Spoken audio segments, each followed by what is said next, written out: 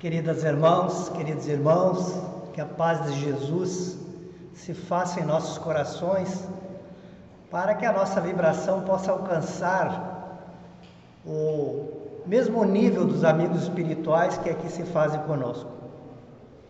O Datafolha recentemente publicou uma reportagem, e nessa reportagem ele definiu ou publicou uma pesquisa que ele fez, onde se percebeu ou se constatou que 7% da população brasileira é terraplanista.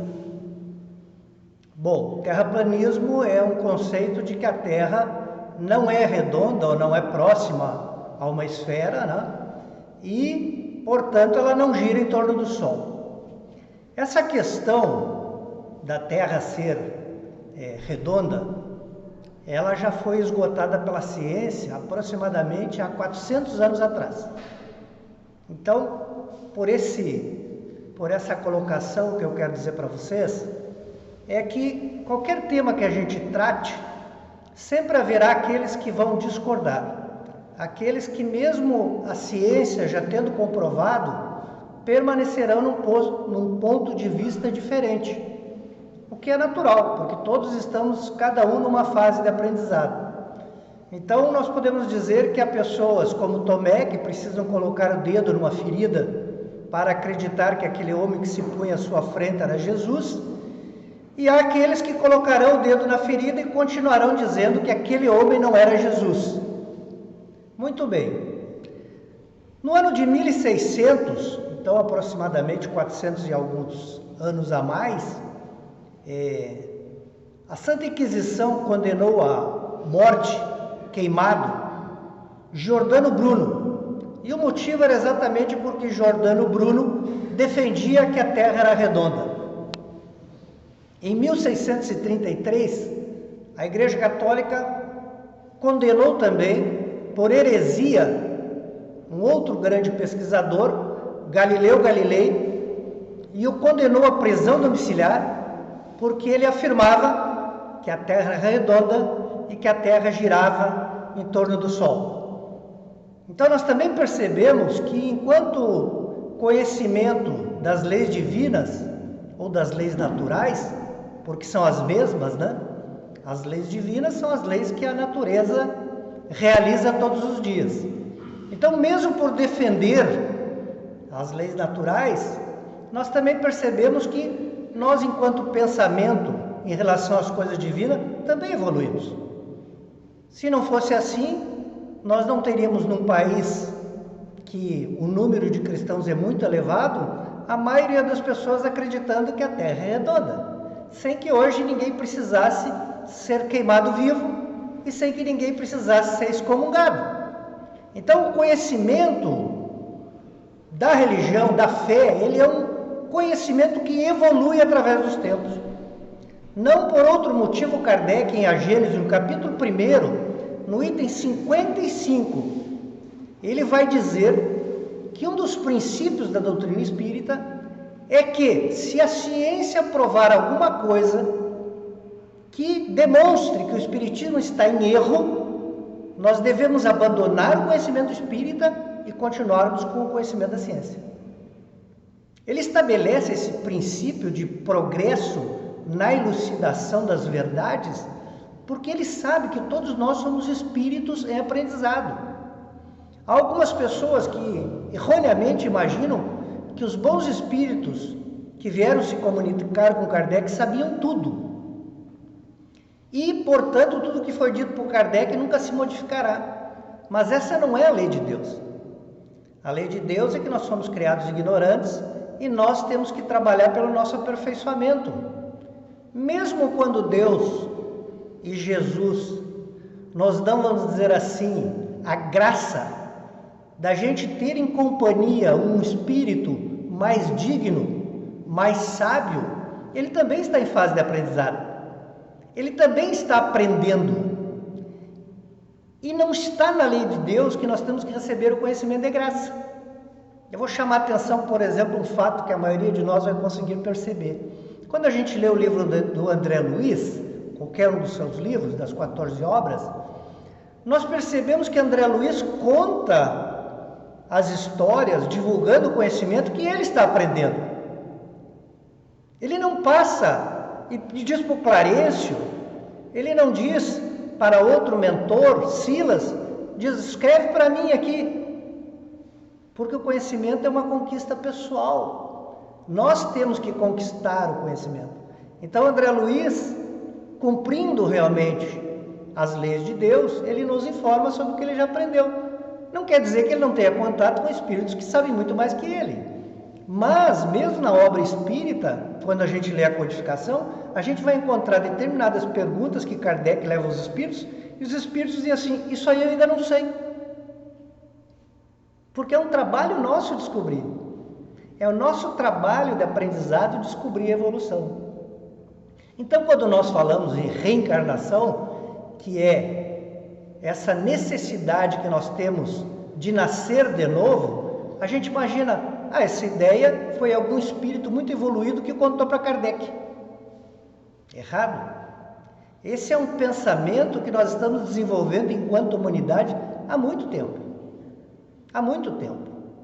Os egípcios que viveram entre nós há 4.000, 5.000 anos atrás, eles já acreditavam nessa possibilidade de nós termos uma vida encarnado depois da nossa. Como nós estamos falando de muito tempo atrás, pelo menos para o público em geral, a gente não sabe o que eles contavam para aqueles que eram iniciados nas altas ciências do Egito, mas para o povo comum, eles diziam que havia a possibilidade da gente vir numa outra vida reencarnado no corpo de um gato, de um cachorro, e assim sucessivamente, de qualquer animal. Não por outro motivo nós vamos ver nas artes egípcias esse culto a formas que eram meio homem, meio animal. Isso chama-se, hoje, dentro do nosso conceito, mentepsicose. Foi tratado por Kardec no livro. E Kardec diz, é impossível, porque isso significaria um atraso para o espírito, que já passou o estado de humanidade e não pode voltar para trás. Mas depois, posteriormente, as obras que vêm em complemento à doutrina espírita vão dizer, olha, o princípio espiritual, ele passa pelos reinos inferiores. Então existe uma lógica no pensamento, ainda que o pensamento para os egípcios não estivesse claro. Essa ideia da ressurreição, do renascer, da reencarnação, possivelmente, ela está em muitas religiões, especialmente as orientais. Hinduísmo, budismo, muitas delas incorporam esse conceito. E nós, como herdamos, enquanto cristãos, a tradição judaica, né? Porque nós muitas vezes não nos damos conta que nas igrejas cristãs a gente tem uma parte da história que foi o registro da história de um povo que era o povo judeu, que é o Velho Testamento, e depois nós iniciamos no Novo Testamento com os registros que foram feitos a partir do ensinamento do Cristo. Eu sempre gosto de ressaltar que é mais importante para nós conhecer o Novo Testamento. Essa é uma opinião minha. Por que eu acho importante? Porque se eu acredito que o conhecimento vai se construindo, e se eu acredito que Jesus, como de fato eu acredito, é o espírito mais sábio que está entre nós, eu não vou deixar de estudar com o maior mestre para estudar com aqueles que trouxeram os rudimentos do que ele vai sacramentar. Então, quando as pessoas dizem, mas a lei de Moisés, a Torá, diz diferente. Sim, mas a Torá foi escrita 2.000 anos antes, quando o nosso conhecimento ainda não era suficiente para entender o que Jesus queria nos ensinar. Assim como o Espiritismo é escrito 1.800 anos depois de Jesus, e portanto a gente já sabe mais e já pode aprender mais. Então o conceito desse renascimento, é preciso nascer de novo, ele vai evoluindo. Mas ele era uma crença entre os judeus. Eu já disse aqui vários outros povos que acreditavam nessa crença. Agora eu vou falar especificamente dessa herança cultural que nós trazemos para o Espiritismo.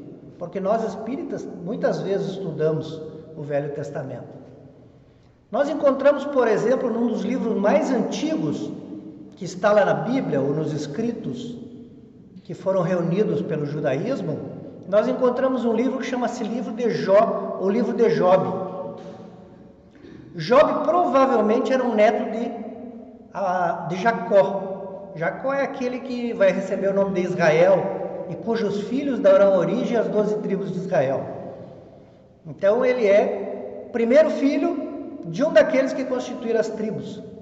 E se nós pegarmos lá o livro de Jó, e especialmente o Evangelho segundo o Espiritismo, chama a atenção para nós olharmos uma tradução, porque nós temos que entender que essas traduções trouxeram do hebraico para os outros idiomas, porque o hebraico era a língua que falava os judeus, que antigamente inclusive era denominado pela própria língua, que eram os hebreus. E essa linguagem era pobre, sem pontuação, as palavras eram emendadas uma na outra e não tinha vogal. Vocês já imaginaram traduzir um idioma desse? Não é para qualquer um, né? Então as traduções, elas diferem entre si. Mas o Evangelho segundo o Espiritismo nos chama a atenção para a tradução, que é a tradução grega. Veja que o primeiro idioma que todos os escritos são traduzidos é para o grego. Por quê? Porque o cristianismo nasce sobre o berço grego. É essa língua mais falada, não entre os judeus, mas entre os povos bárbaros. E quem começa a construção das primeiras igrejas cristãs é Paulo de Tarso, que é grego.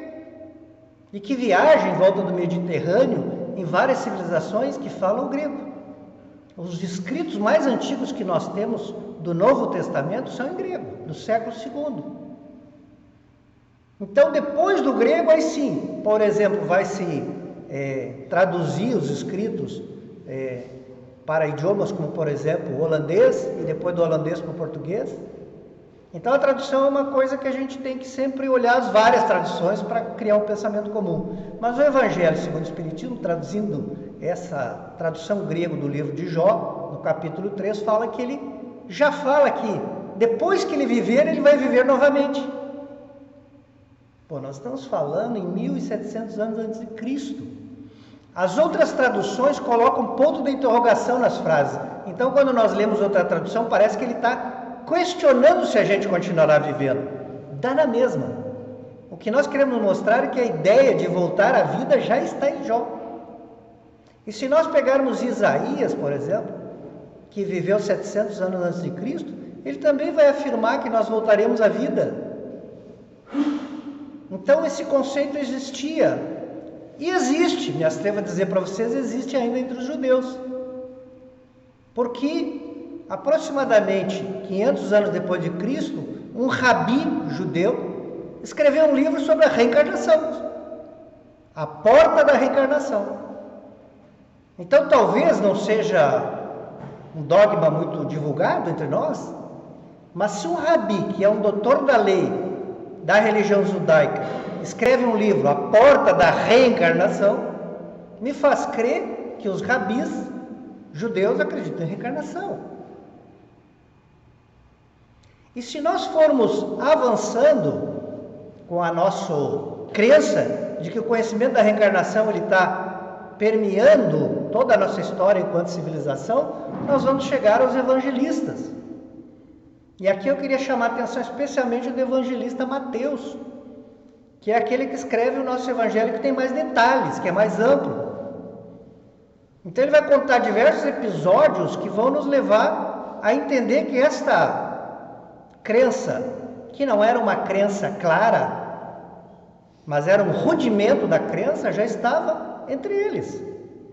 Então, por exemplo, se nós pegarmos Mateus capítulo 6, ele vai contar uma história que todos nós conhecemos, de que levaram a Herodes, né? Herodes era o Herodes Antipas, né? O Herodes Antipas é filho do grande Herodes. Levaram ele a notícia das curas e dos milagres que Jesus estava fazendo, porque naquela época fazer o que Jesus fazia era um milagre. Hoje o Espiritismo explica e a ciência comprova cada milagre que Jesus fez. E ele ficou apavorado. Por que ele ficou apavorado? Porque recentemente ele tinha mandado degolar o João Batista. Só para lembrar os fatos, né?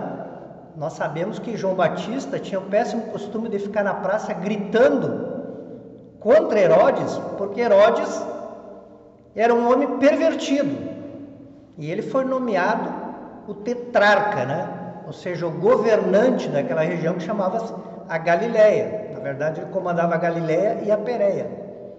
Então, para João Batista, ele era um homem digno de estar naquela posição, mais ou menos da situação de rei. Ele não era um rei, porque eles estavam sob domínio romano e o único rei que existia era o César romano.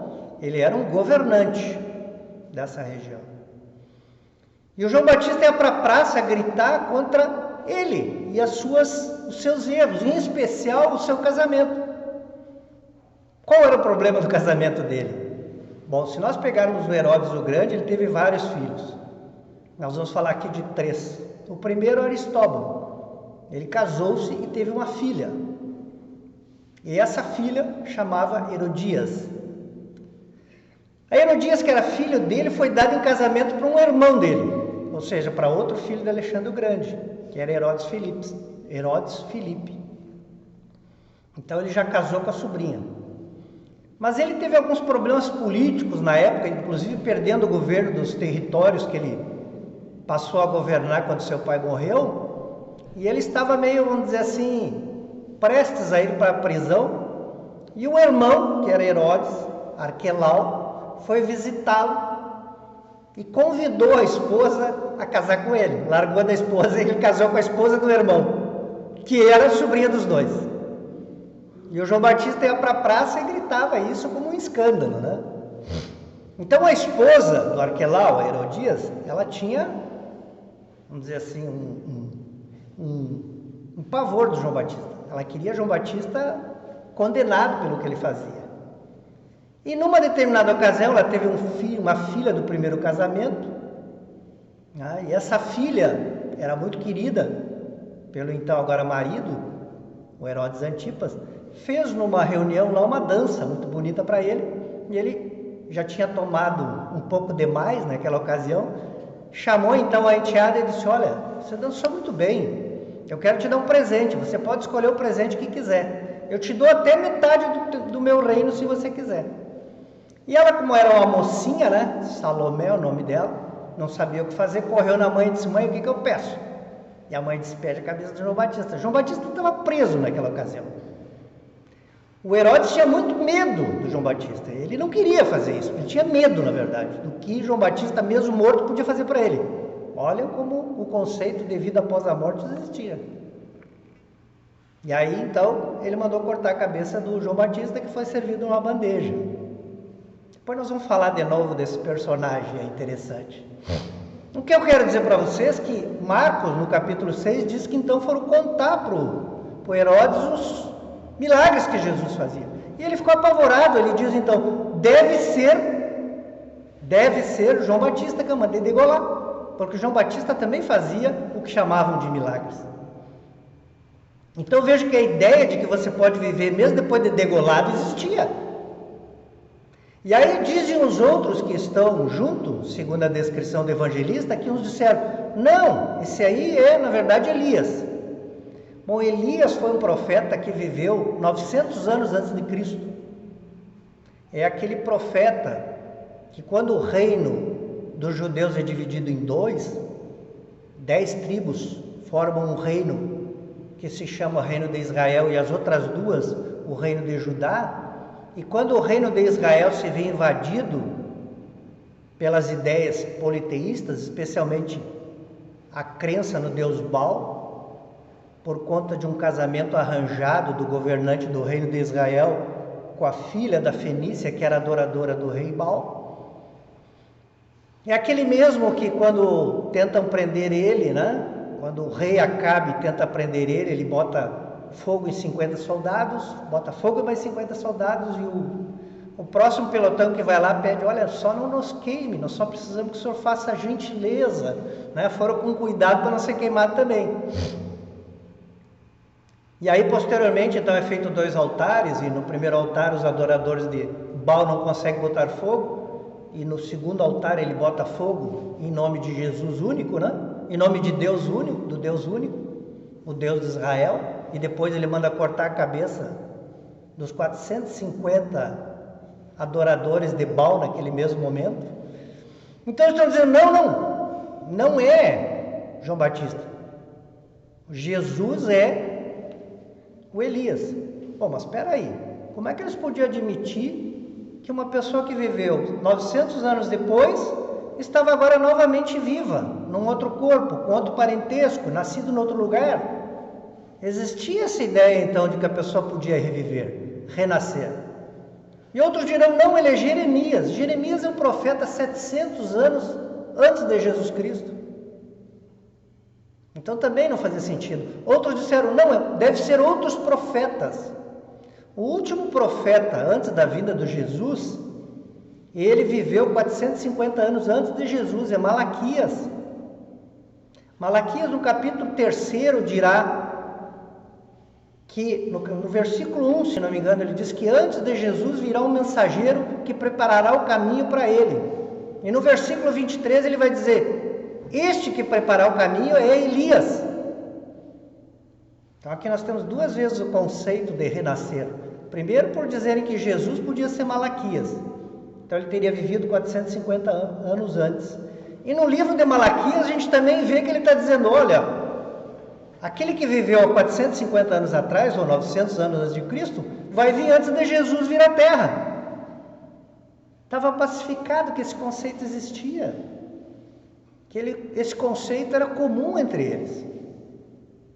Nós temos uma segunda passagem, que também está em Mateus capítulo 16, em que os apóstolos vêm dizer para Jesus, olha, o pessoal está falando muito em Jesus, e Jesus pergunta, mas quem eles dizem que é Jesus? E daí eles dizem, não, alguns dizem que o Senhor é Elias. Novamente a confirmação. Outros dizem que o Senhor é João Batista. João Batista degolado, na época de Jesus. E outros dizem que é algum outro profeta. Novamente a confirmação, é um diálogo. Não é agora um diálogo de Herodes com os outros poderosos. É um diálogo de Jesus com os seus discípulos, também admitindo a possibilidade de que Jesus estivesse reencarnado e já tivesse encarnado sobre a terra. E depois nós encontraremos em Mateus 2 episódios que vão confirmar o que Malaquias previu, que Elias veio ao tempo de Jesus. Nós vamos encontrar primeiro no capítulo 11 de Mateus, quando Jesus, alguém comenta sobre João Batista, dá notícia para ele sobre João Batista, e ele começa a falar de João Batista. Vocês vão lembrar desse capítulo, porque diz assim, ó, entre os nascidos de mulher, João Batista é o maior. Mas na sequência ele diz, e João Batista é Elias. Está lá, escrito pelo evangelista, que João Batista é Elias. Se João Batista é Elias, e eu creio nisso, porque quem disse é Jesus, nós temos uma vida desse espírito 900 anos antes de Cristo, quando ele corta a cabeça de 450 sacerdotes, e uma nova vida dele ao tempo de Jesus, 900 anos depois, quando a cabeça dele é cortada. O que nos mostra também a expiação, as consequências dos nossos atos. Para não deixar dúvida, vejam como a história constrói coisas que é difícil a gente dizer que não tem várias evidências que comportam. Mas eu acho que o episódio que mais deixa claro a reencarnação nos evangelhos de Jesus é o capítulo 17 de Mateus, especialmente no versículo 13. A história também é contada por Marcos, mas vamos pegar o Mateus, que ele é mais, vamos dizer assim, mais generoso com a história, ele conta mais detalhes. E Mateus diz assim que houve a transfiguração. Vocês lembram que Jesus leva alguns apóstolos para um monte e lá pede para eles ficarem acordados, e aí eles dormem e acordam, e num determinado momento eles vão ter com Jesus, e eles descrevem que Jesus estava sob uma luminosidade muito grande, e ele estava conversando com duas pessoas. Ele estava conversando com Moisés e com Elias. Vamos lá, Moisés tinha vivido 1700 anos antes, Elias 900 anos antes. Pelo conhecimento que a gente tem da doutrina, é claro a gente perceber que eles se materializaram para que os apóstolos pudessem ver, porque Jesus os veria com materialização ou sem materialização, né? Jesus tinha essa capacidade, né? Mas eles perceberam os dois, e vejam, eles perceberam aquilo com convicção que eles perguntaram se eles deveriam arrumar a cama, aonde o Elias dormia e aonde o Moisés dormia. Olha que coisa fantástica, como eles realmente acreditavam na vida após a morte. E aí quando Jesus veio ter com eles, depois do episódio, os profetas ficaram curiosos com a história de Elias, porque eles conheciam, não das suas leituras, tá gente? Porque a gente precisa entender que a maioria dos apóstolos eram analfabetos, né? Jesus escolheu homens humildes, pescadores, né? Talvez os que escrevessem, acredito eu com certeza, Mateus e Judas, né? Um porque era comerciante, o outro era um escriturário, né? Um funcionário público, um publicano. Mas quando eles veem então ter com Jesus, ficou a ideia do Elias. Eles perguntam: mas senhor, os escribas não dizem que o Elias devia vir primeiro?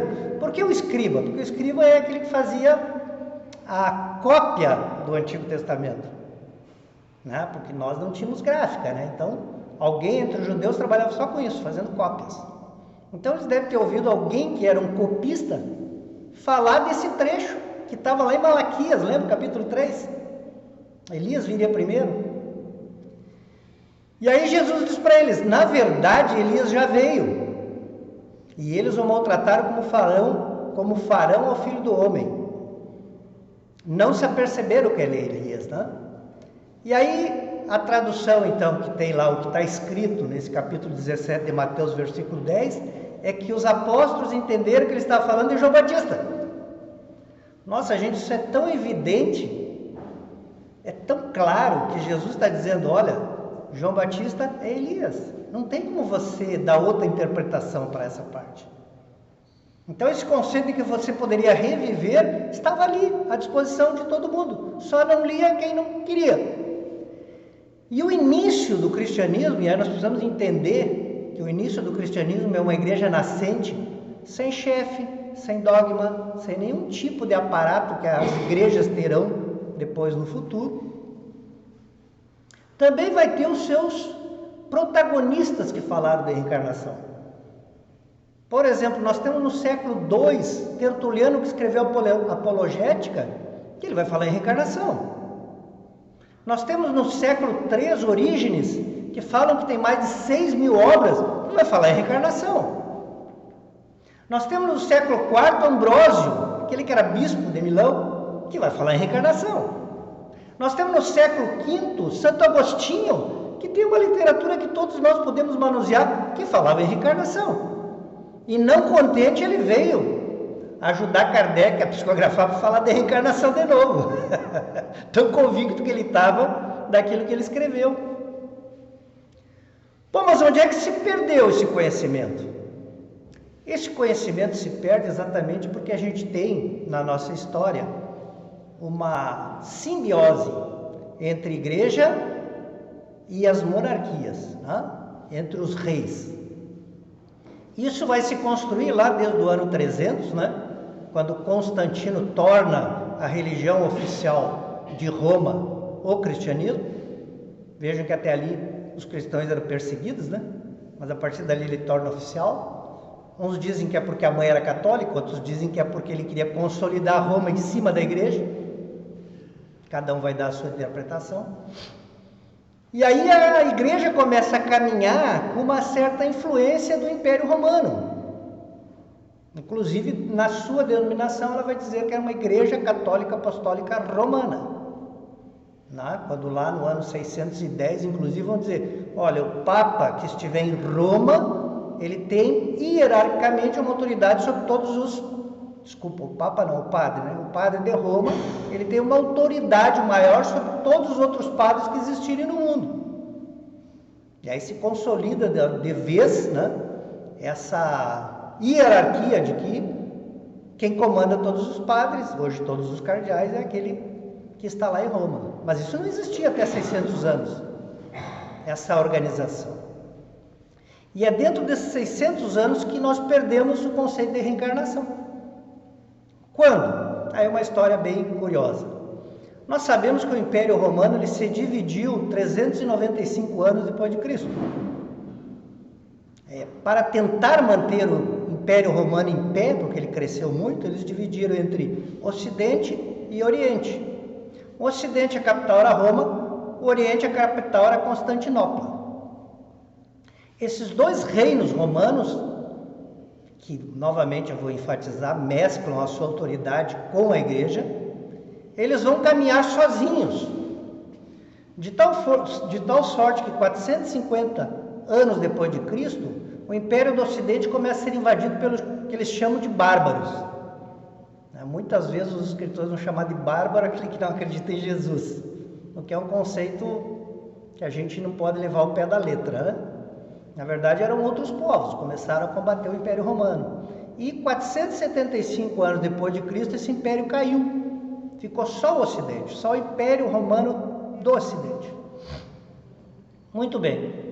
Dentro desse império é que acontece a história que nós queremos contar aqui.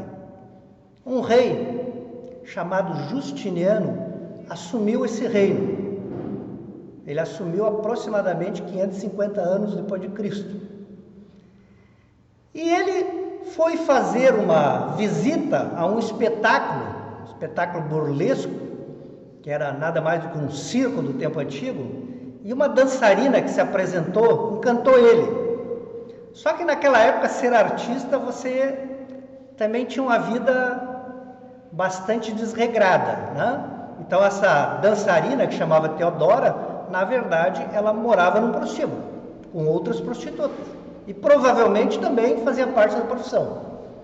Mas ele se encantou tanto que ele resolveu casar com Teodora, transformar ela na imperatriz do Império Romano do Ocidente. Muito bem, as colegas do Oriente, desculpa, o Ocidente a essa altura já está, né, fora.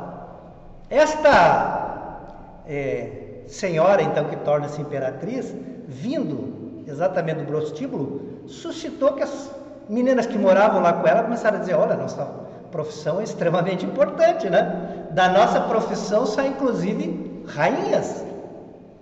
E ela se indignou com elas por compararem ela com elas, né? E ela então pediu ao rei para que elas fossem mortas. 550 prostitutas que moravam em Constantinopla foram mortas por ordem dessa imperatriz. Todo mundo tem familiares e pessoas queridas, inclusive as que morreram. Então as pessoas que eram familiares começaram a dizer: não tem problema, ela vai pagar, porque ela vai reencarnar e ela vai ter que dar conta do que ela fez. O ato dela terá consequências nas futuras encarnações dela. Então, quando ela adoeceu, aproximadamente não, no ano de 548 depois de Cristo, antes de morrer, ela chamou o marido e falou assim: olha, eu não quero reencarnar não, viu? Eu preciso que você acabe com essa história de reencarnação. Eu não quero ninguém falando que eu vou reencarnar. Então você tem que acabar com essa história de que reencarnação existe. E ela então faleceu, ele ficou muito triste, muito doente, muito deprimido. E no ano de 553 depois de Cristo, ele chamou um concílio, que nada mais era do que um encontro dos padres que representavam a religião cristã naquele momento, ou mais propriamente, representavam a igreja romana naquele momento. E ele então colocou em discussão aqueles conhecimentos que Orígenes tinha trazido para nós como uma possível heresia, só que ali estava a reencarnação. Era um dos conceitos que ele trazia na sua obra. Algumas literaturas que a gente vai ler vai dizer que o segundo concílio foi a discussão do arianismo. Mas na verdade o primeiro concílio de Constantinopla, que foi no século IV, é que discutiu o arianismo. O arianismo, Ário dizia o seguinte: Deus e Jesus não é a mesma pessoa. E lá nesse concílio, ele também, as teorias dele foram consideradas heresia, e a igreja passou a admitir que Jesus era Deus. Embora Jesus sempre tenha se manifestado ao meu Pai que está no céu, né?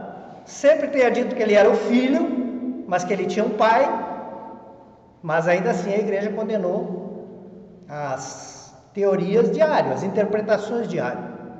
No segundo concílio, de fato, a discussão foi em torno de Orígenes. E esse concílio tornou uma heresia falar em reencarnação. Então, a partir dali, tudo aquilo que a igreja romana vai influenciar, vai no sentido de que se você disser que existe reencarnação, que se você disser que pode renascer, automaticamente você é um herético. Vejam que 1000 anos depois eles ainda estavam queimando, como eu contei no início, a história do Bruno Giordano. Então ninguém mais falou no assunto. Por 1000 anos a história ficou, ou por mais do que isso, né? Mais de 1000 anos a história ficou esquecida até Kardec começar a estudar a comunicação dos espíritos. Como tudo que é verdade aparece, né? Dizem que a gente pode mentir para uma pessoa a vida inteira, ou para várias pessoas, para todo mundo durante o tempo, mas ninguém mente para todo mundo durante toda a vida, né? Muito bem, então como a verdade sempre aparece, o Espiritismo veio resgatar esse conhecimento e nos dizer que nós temos um passado em que já vivemos e vamos ter um futuro em que viveremos outras vidas. E isso hoje, me dá muita felicidade dizer para vocês, é estudado no mundo inteiro dentro das universidades. Universidades que estão em vários países, como o Reino Unido, França, a Rússia, vários países que hoje as suas mais altas autoridades dentro das universidades estudam a vida após a morte e a reencarnação. E o Brasil não ficou para trás. Nós temos hoje na Universidade Federal de Minas um núcleo de estudos que estuda a reencarnação. Nós temos na USP 2 núcleos de estudo, um no departamento de psicologia e um no departamento de psiquiatria, sendo que o primeiro estuda a morte, né, e as suas consequências, e o segundo estuda a espiritualidade e a saúde. E eu diria para vocês que a maior referência que nós temos sobre o estudo da reencarnação é Ian Stephenson, que certamente teve um trabalho brilhante e que é o início de todo o debruçar da ciência sobre a questão da reencarnação. Um trabalho hoje continuado por Tim Tucker, lá na Universidade da Virgínia, dos Estados Unidos, que vem alcançando uma aceitação impressionante. Ele estuda fenômenos, por exemplo, de quase morte, fenômenos de crianças que lembram da sua encarnação enquanto pequenos, e aí ele cataloga todas as lembranças dessa criança e procura identificar se houve uma pessoa que viveu aquela vida que ela está narrando. E a ciência, ela tem um princípio, né, que é esse princípio de nunca fechar as portas a uma nova verdade. Então ele diz no seu trabalho que há evidência suficiente para a gente acreditar em reencarnação, o que significa dizer que não há evidências para nós não acreditarmos. Sem falar dos estudos hoje que são feitos sobre o trabalho do Chico Xavier e as suas cartas e as suas psicografias, que foram estudadas inclusive pela NASA americana. Então o convite que nós temos hoje para a nossa tarde nós podemos ser terraplanistas e acreditar no que as pessoas dizem que é verdade. Acreditar no que muitas pessoas querem nos vender, querem nos incutir de que de fato aquilo existe. Ou a gente pode acompanhar a ciência, como Kardec nos recomendou em A Gênese, não negá-la, né, que é o que ele diz. Se a ciência então descobriu alguma coisa, o espiritismo não sabe, a gente segue a ciência.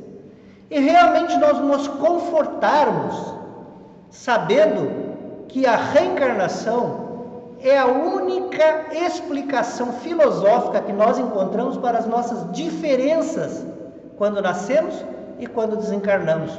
Explico.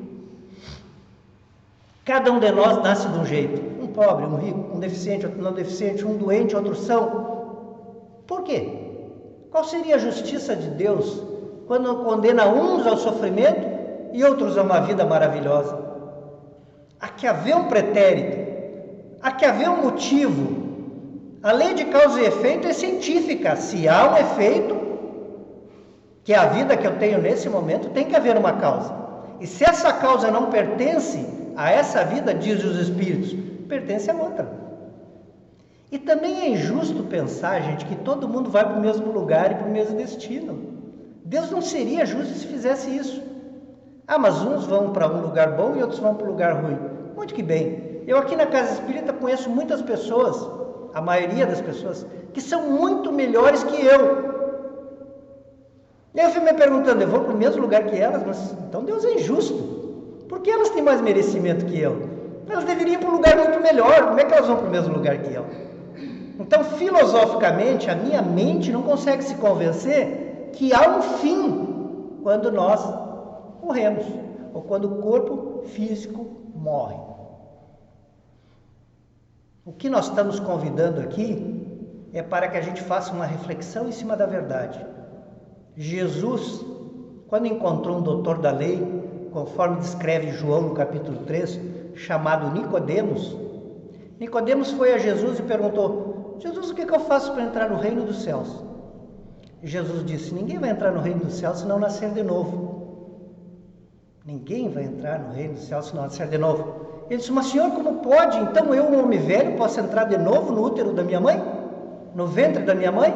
Olha como não havia dúvida sobre a pergunta, dado a pergunta que se segue. Ele entendeu que a gente tinha que nascer de novo. E Jesus disse: tu és um mestre em Israel, não sabe dessas coisas? Ou seja, Jesus está dizendo: você não lê as escrituras, você não estuda? Está lá já escrito esse princípio. É necessário que o homem renasça do corpo, ou da carne em algumas traduções, ou da água em outras traduções, e do espírito.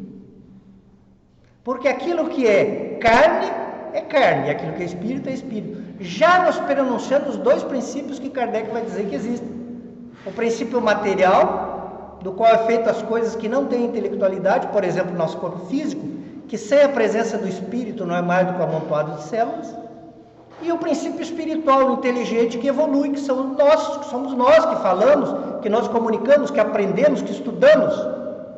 Então, que nós sejamos o Nicodemos informado, e que nós não sejamos o Herodes desinformado, para que a gente possa tomar as nossas decisões com base nos fatos, na realidade e na ciência, e principalmente sobre o manto de Jesus. Que assim seja.